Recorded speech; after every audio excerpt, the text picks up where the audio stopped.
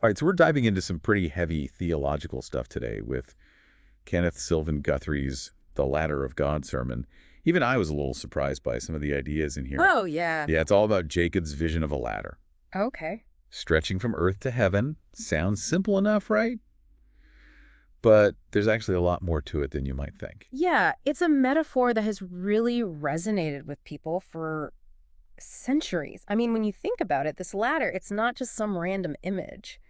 It's like a blueprint for how we can connect with something bigger than ourselves. Yeah, Like how we figure out this whole human experience thing. totally. So let's climb up this ladder rung by rung. Okay. Right off the bat, Guthrie throws us a curveball. Hmm. Jacob, the guy having this vision, wasn't exactly a saint. Right. He tricked his own brother out of his birthright. Kind of makes you wonder, is God actually rewarding this like shady behavior? It's a great question, and it's something that a lot of people struggle with, even today. But here's where it gets interesting. Guthrie argues that God's justice, it's not about punishment or revenge, it's about growth and transformation. Okay. Like, think of it this way. We all make mistakes, right?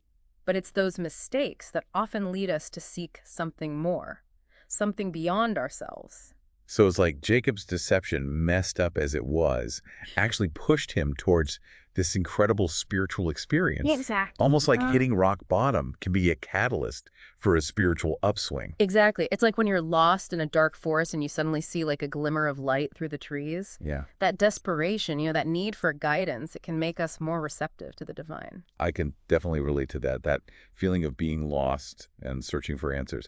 Reminds me of that saying, there are no atheists in foxholes. When we're in dire straits, we often turn to something beyond ourselves. Yeah, and Guthrie actually specifically says God is closest to those who need him most. Which brings us to another fascinating point he makes about the location of Jacob's vision. It wasn't in some grand temple or on top of a sacred mountain. He was literally just camping out in the middle of nowhere. So what's the message there? There's no right place to connect with the divine. Exactly. God isn't confined to specific locations or buildings. Oh.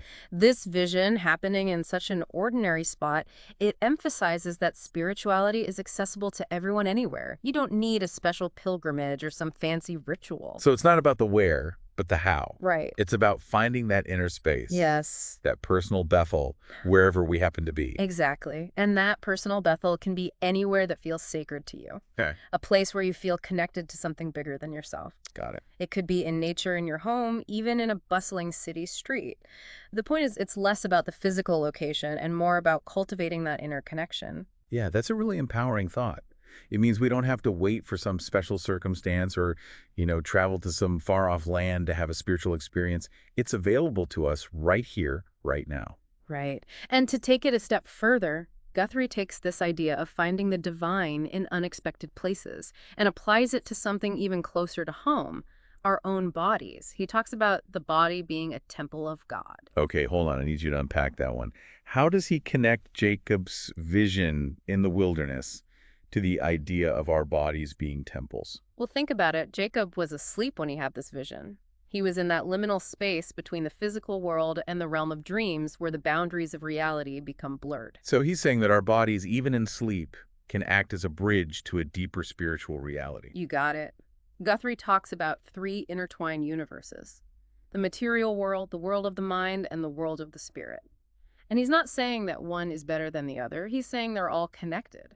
We experience the material world through our senses, but our minds can connect to ideas and concepts that go beyond the physical. And this is where the body as a temple idea comes in. Yes. Is he suggesting that by taking care of our physical selves, we're also nurturing our connection to the spiritual realm? That's a great way to put it. Think about ancient temples. They were meticulously designed and maintained. Guthrie's suggesting that we should approach our own bodies with that same reverence. Recognizing that they're more than just flesh and bone, they can be vessels for something truly extraordinary. Yeah, that's actually a really beautiful way to think about it. It's not just about physical health.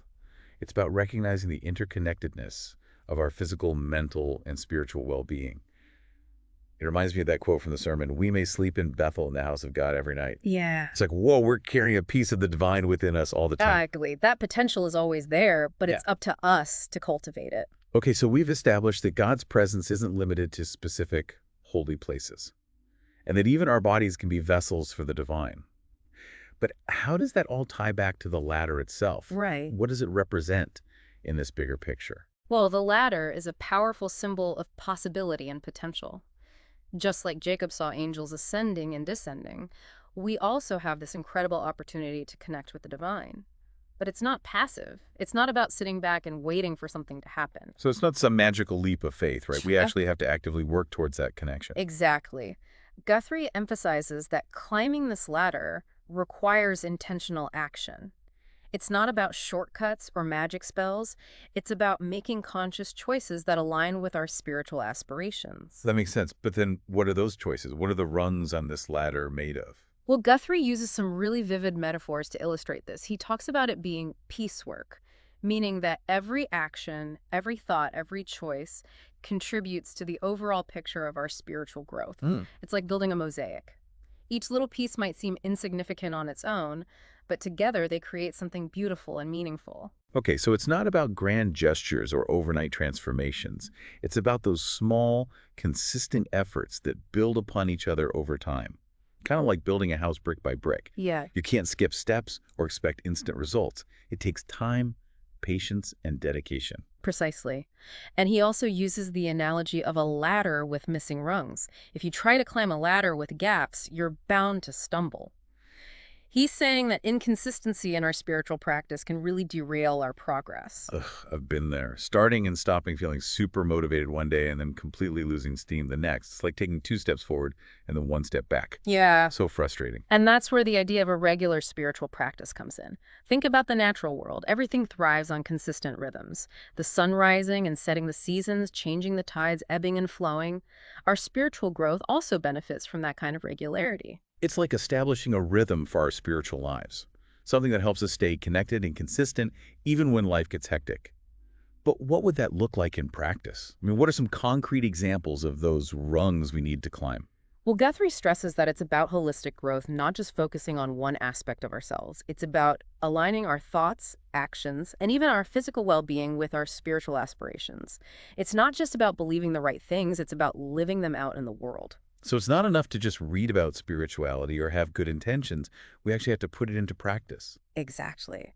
And that can take so many forms. Think about it, it could be acts of kindness and compassion, practicing gratitude, spending time in nature, engaging in meaningful conversations, even just being fully present in each moment. These seemingly small actions can be powerful rungs on our ladder. It's about weaving spirituality into the fabric of our everyday lives, finding those moments of connection and intention in the midst of the ordinary. Right. And remember, Guthrie emphasizes that even small steps matter. Don't get overwhelmed by the whole climb. Just focus on the next rung in front of you. Each step, even if it seems insignificant on its own, brings us closer to the top of the ladder. Okay. It's about trusting that consistent effort, even if we don't see immediate results, will eventually lead to profound transformation. That's such a great reminder. It's easy to get discouraged when we don't see dramatic changes overnight. Right. But like you said, it's about those consistent small steps that ultimately lead to lasting change. And that leads us to one of the most intriguing parts of the sermon. What's waiting for us at the top of the ladder? What's the ultimate goal? No, that's what I call a cliffhanger. Well, Guthrie describes it as this ineffable, beatific vision of the king and his beauty. It's about that ultimate union with the divine, like that moment when everything clicks into place. Whoa. Okay, that sounds pretty intense. And a little mysterious, to be honest. What does that even look like? Right, and that's kind of intentional. Guthrie doesn't really spell it out for us. He's inviting us to think about what that ultimate goal, that beatific vision, might mean, for each of us individually. What does true fulfillment look like to you? What are you striving for? So it's not like reaching a specific destination. It's more about the journey itself and the transformation that happens along the way. Exactly. It's about the growth and expansion of our consciousness, shedding those old patterns and limitations as we climb each rung. It's about becoming more aligned with our truest selves. Okay, I'm with you on the journey being important, but that still feels a little abstract. Like, how do we actually apply all this to our everyday lives? If we're all on this ladder, how do we make sure we're climbing in the right direction, toward our vision of the king and his beauty? That's the million-dollar question. And luckily, Guthrie offers some practical guidance. Yeah. He reminds us that it's not about being perfect, it's about making a consistent effort. That's a relief. Because let's face it, we all stumble and fall off the ladder sometimes. I know I do. Of course, we're human, not angels. It's about getting back up, dusting ourselves off, and recommitting to the climb. Mhm. And remembering that every step we take, no matter how small, it brings us closer to our goal. So progress over perfection. But how do we even know if we're making progress? Right. How do we measure our spiritual growth? Is there like some kind of cosmic yardstick? I love that question. And here's the thing, there's no one-size-fits-all answer. Okay. Guthrie emphasizes that we need to find our own unique path. What works for one person might not work for another. Yeah. It's about discovering the practices and beliefs that resonate with us, the ones that help us connect to that deeper sense of meaning and purpose. So it's like there are many different ladders, all leading to the same summit, Mhm. but the terrain might be different for each climber. That's a perfect analogy. Some paths might be steeper, some might have more twists and turns, but they all ultimately lead to that same breathtaking view from the top. That's a beautiful image. Yeah. So thinking about your own journey, what are some of the things that have been helpful for you? What rungs have you found particularly supportive or challenging? For me, it's been a combination of things. Meditation has been incredibly grounding for me. It helps me quiet the mental chatter and tap into a deeper sense of peace. Spending time in nature is also essential for me. There's something about being surrounded by the beauty and vastness of the natural world that reminds me of my place in the grand scheme of things. I hear you on that. For me, it's journaling. Putting my thoughts and feelings down on paper helps me process them and see things more clearly. Plus, it's amazing to look back and see how far I've come. But there are definitely times when I struggle too, especially when life throws curveballs. Like, how do you stay connected to your spiritual practice when things get crazy busy or stressful? It's not easy, and honestly, there are times when I fall off the wagon completely. Yeah. But I try to remind myself that even small, consistent efforts are better than none at all. Okay. Sometimes it's just about taking 5 minutes to breathe deeply or focusing on a simple gratitude practice. Even those little things can make a big difference. It's about incorporating those practices into the fabric of our everyday lives. Finding those little pockets of peace and connection, even when we're juggling a million things. Exactly. And you know what else I found helpful? Surrounding myself with people who support my spiritual growth. Finding a community, whether it's a formal group or just a few close friends, can make such a difference. It's like having a spiritual cheerleading squad. Yes. People who encourage you, hold you accountable, and celebrate your wins with you. Hmm. It's definitely easier to stay motivated when you're not climbing alone. Absolutely. And speaking of staying motivated, I think it's important to acknowledge that this whole climbing the ladder thing, it isn't always easy. There will be times when we feel inspired and full of energy, Yeah. and times when we feel lost, confused, or just plain exhausted. Oh, tell me about it. Some days it feels like I'm taking one step forward and two steps back. Right. Or worse, like I'm stuck on the same rung for weeks. It's all part of the process, and I think it's important to be gentle with ourselves during those times. It's okay to rest, to reassess, to ask for help. It's like taking a break at a scenic overlook on a hike. You get to catch your breath, admire the view, and gather your strength for the next leg of the journey. And sometimes you might even need to adjust your route or find a new trail altogether. Exactly. There's no shame in that. In fact, I think it's a sign of wisdom and self-awareness. Okay, so we've talked a lot about the practicalities of climbing the ladder. Yeah. But I want to circle back to something you said earlier about finding our own unique path. How do we do that? How do we know if we're on the right track Yeah. or if we need to switch things up?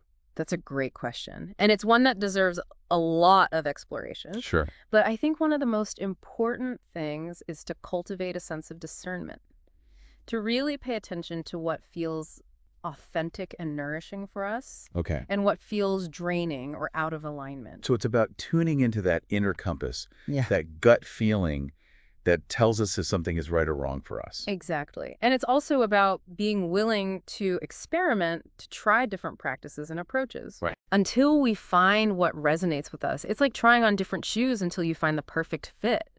What works for your best friend might not be the right fit for you, and that's okay. It's about honoring our own individual needs and preferences on this journey. But what about those times when we feel lost or uncertain? Like, what if we're not even sure what we're looking for or where to start? That's where the importance of self-reflection comes in. taking the time to quiet our minds, connect with our inner wisdom, and ask ourselves some deep questions. Like, what are my values? What brings me joy? Yeah. What kind of impact do I want to make on the world? It's about getting clear on our own personal definition of the king and his beauty, that vision of fulfillment that we're ultimately striving towards. Exactly. And it's also about recognizing that this journey is ongoing. It's not about reaching some static endpoint, but about continually evolving, growing, and expanding our consciousness. So it's about embracing the journey with all its twists and turns and trusting that we're exactly where we need to be, even when it doesn't feel like it. Beautifully said. And Hmm. one of the things that can really trip us up on this journey is comparison. Oh, yeah. We look at other people who seem further along on their path or who have it all figured out, Uh-huh. and we start to feel inadequate. Oh, man, I am so guilty of that. Yeah. Especially with social media, it's so easy to get caught up in that highlight reel Oh, right. and forget that everyone's journey is unique and unfolds at its own pace. It's such a trap, and it can really undermine our confidence and self-belief. So Hmm. it's important to remind ourselves that we're not competing with anyone else. We're each on our own path, climbing our own ladder, and there's no need to compare our progress to anyone else's. Like comparing apples to oranges. We're all unique individuals with different backgrounds, experiences, and spiritual inclinations. What works for one person might not work for another, and that's perfectly okay. Exactly. And it's also important to remember that everyone stumbles. Yeah. Even those people who seem to have it all together have their own struggles and challenges that we might not see. It's like that saying, don't compare your behind the scenes to someone else's highlight reel.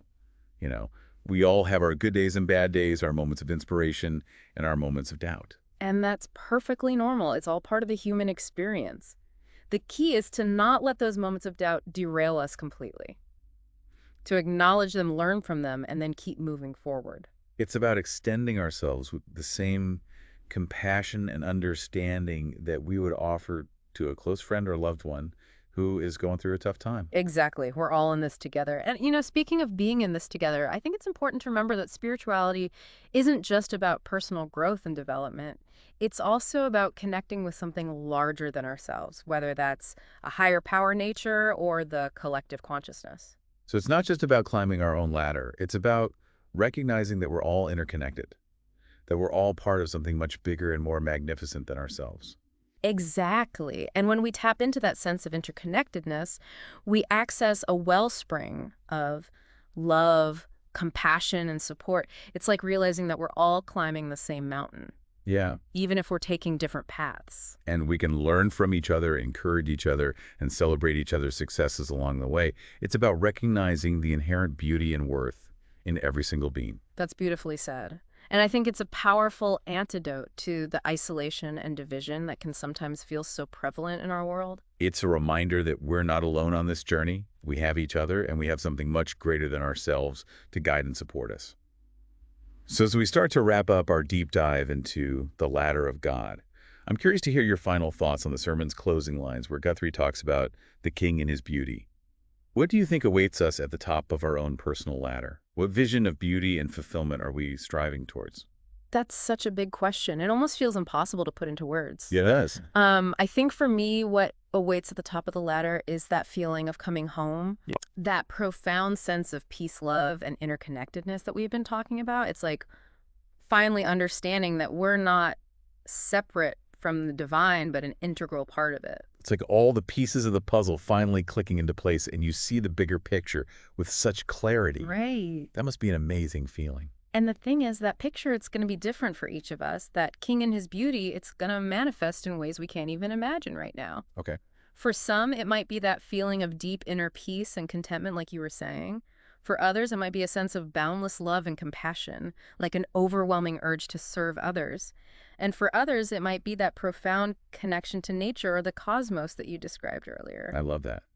We're all climbing towards the same ultimate truth, but the way that truth reveals itself to us is going to be unique to our individual journeys. And I think the journey itself, with all its ups and downs, is just as important as the destination. It's through those challenges and triumphs, the setbacks and breakthroughs, that we truly learn, grow, and transform. It's like that saying, life is a journey, not a destination. Right. And that journey, as we've been discussing, is all about becoming the best versions of ourselves, the most loving, compassionate, and authentic beings we can be. Exactly. And when we fully embrace that journey, we discover that the divine isn't something separate from us, but something that lives and breathes within each and every one of us. So it's not about seeking something outside of ourselves, but about awakening to the divine spark that's already there waiting to be kindled. Beautifully put.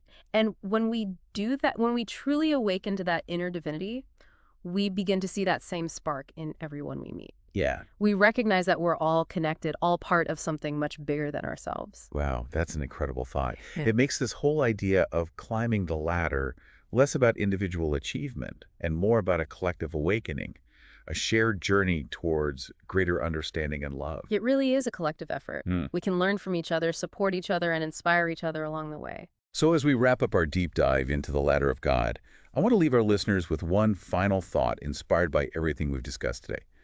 If this ladder represents our individual and collective journeys towards the divine, and each rung represents a step we take in that direction, what's the next rung on your ladder? What a powerful question. I would encourage every listener to take a moment to reflect on that. What is one small, concrete action you can take today to nourish your spirit, to connect more deeply with yourself, with others, or with something larger than yourself? It could be as simple as spending a few minutes in nature expressing gratitude to someone you love, or committing to a small act of kindness. Even the smallest actions can create ripples of positive change, both in our own lives and in the world around us. And who knows, maybe those ripples will eventually become waves, carrying us all closer to that vision of beauty and fulfillment that awaits us at the top of the ladder. Thank you for diving deep with us today. We hope this exploration of the ladder of God has sparked some new insights and inspired you to continue climbing your own ladder rung by rung with courage, compassion, and a sense of wonder. Keep reaching for that light. We'll see you next time for another deep dive into the ideas that shape our world.